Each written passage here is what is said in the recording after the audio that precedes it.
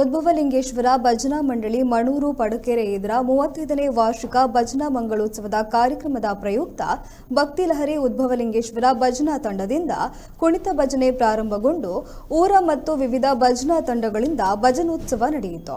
ಕಾರ್ಯಕ್ರಮವನ್ನು ನ್ಯಾಯವಾದಿ ಟಿ ಮಂಜುನಾಥ ಗಿಳಿಯಾರು ಹಾಗೂ ಸ್ಥಳೀಯರಾದ ಗುಲಾಬಿ ದೇವದಾಸ್ ಬಂಗೇರ ದೀಪ ಬೆಳಗಿಸಿ ಚಾಲನೆ ನೀಡಿದರು.